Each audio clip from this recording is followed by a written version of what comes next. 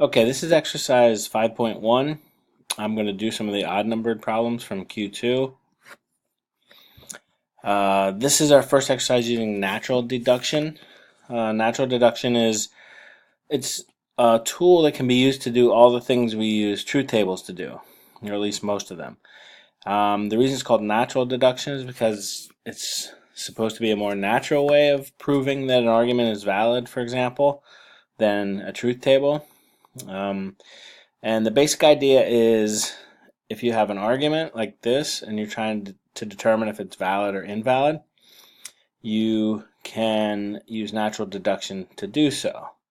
And natural deduction involves applying rules. Now, I've written the first four rules up here that we are going to use in exercise 5.1. But as you can see, there's introduction column and elimination column. And then on the left-hand side are the operators conjunction and disjunction. So each of the operators is going to have an introduction rule and an elimination rule. And the basic idea here is that an introduction rule introduces the conjunction. So if it's conjunction introduction, then the conclusion of the rule is going to have a conjunction in it. Disjunction introduction. So you're introducing a disjunction. The conclusion of the rule has a disjunction in it.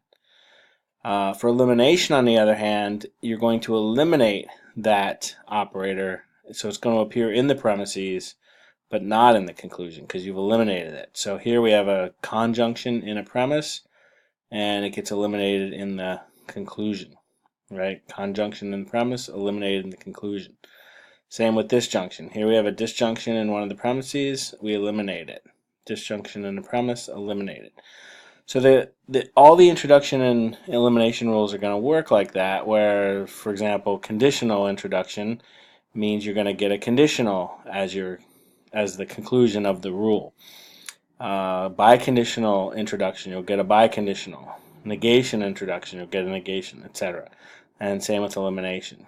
So that's the basic idea behind the rules. Now, the specific rules are supposed to be intuitive. Again, that's why it's called natural deduction, because these are supposed to be very natural, intuitive rules. So if you look at conjunction introduction, this just says if you have any sentence P and any sentence Q, in other words, if you know these two sentences are true, then you can also know that their conjunction is true. Right? And again, if you think back to the truth table for conjunction, remember the conjunction comes out true on just one line, namely the line where both are true. So if I know P is true, I know Q is true, I can know that P and Q are true. Elimination says if I know that both P and Q are true, then I can also know that each one individually by itself is true. Right? Because the only way this conjunction comes out true is if both conjuncts are true. Again, think back to the truth table for conjunction. So if I know the conjunction is true, I can know that P by itself is true, and I can also know that Q by itself is true. So my conjunction elimination rule has both of these forms. For any conjunction I have among my premises, I can get P, I can get Q. Disjunction introduction looks a little funny at first because your premise here is P, so any sentence. Remember, P and Q here are variables. They stand for any sentence, any well-formed formula. So if I start with any sentence P, I can validly derive P or Q. Now, the reason I say this looks funny is because Q here is appearing in the conclusion and it wasn't in the premise, right? And over here, P, Q, or P. In other words, I can put a Q before or after. So how is this valid? Well, remember, again, the truth table for disjunction. A disjunction is true as long as one disjunct is true, at least one. So if I know P is true, then any disjunction that has P as a disjunct is also going to be true, right? Because even if Q is false, as long as P is true, the whole disjunction is true. So disjunction is a funny rule in that it allows you to introduce a sentence that doesn't appear in the premises, right? And so if you ever see that where I need my conclusion has a sentence that's not in the premises, probably a good sign disjunction is going to be needed. And finally, disjunction elimination. If I have a disjunction and I know that one of the disjuncts is false, then I can validly infer the other one must be true, right? Because again, think of a disjunction as an either-or sentence, right? So if either P is true or Q is true, that's what the first premise here tells you, and then you find out, but it's not P that's true, that must be Q. It's the only thing remaining. Or alternatively, if you had P or Q and you found out Q is false, then that leaves P as the only possible alternative, right? It's like, think about flipping a coin. When you flip a coin, it's going to come up either heads or tails. If it's not heads, then it must be tails, right? So those are the 4 rules and a brief description of them. Now I'll do some of the odd-numbered problems to show you how they work in a proof. All right, so this is a proof or a derivation, and if you look in the text, you'll see for Q2, the premises are just listed with separated by commas, and then the conclusion is separated by this symbol, the 3-dot symbol, which means therefore. But when you do a derivation or proof, you need to set it up like this. The premises need to be numbered, right? And they have to go in a column like this. First premise on one line, second premise on the next line, third premise, etc. Now the conclusion we put over here just to remind us that's what we're trying to derive. But basically what we're trying to do is we're trying to show that if these 3 premises are true, this conclusion must follow. And if we do that, we've proven it's a valid argument. Okay? So here's how we get started, right? We think about our premises and what operators we find in those premises. So we find just a plain old sentence J. Here we have a conjunction. Here we have a disjunction. And the conclusion we need to get is a conjunction. So what rules can we apply? Well, with J, it's just a sentence. There's no operator, so there's no rules that apply to sentence as well. We could add, or we could put it into a disjunction or something else if we wanted. But we don't need a disjunction, right? The conclusion is what we need or what we're trying to get to. Second premise is a conjunction, and whenever we have a conjunction, we can eliminate it, meaning we can get each of the conjuncts by themselves, right? So like this rule says, if I have a conjunction, I can get either conjunct on a line by itself. So here I have K and not Q, I can get K on a line by itself. Now in this proof, I have to write not only what I've derived, but I have to also write how I derived it. What rule did I use? Well, the rule I used is conjunction elimination. The way we write that is with the conjunction sign and then E for elimination. So that specifies the rule I used. Now I also have to specify which premise I applied that rule to.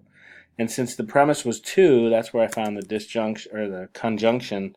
I write 2. Right? So this is the rule abbreviation that says here's the rule I applied, and this is the premise. This names the premise that I applied that rule to, namely premise 2. So this tells me I applied conjunction elimination to premise 2, and conjunction elimination allows me to take a conjunction and basically get each of the parts by itself. Now I can also do that with the other conjunct. I can get not Q, and I can write the same thing, right? Conjunction elimination on 2.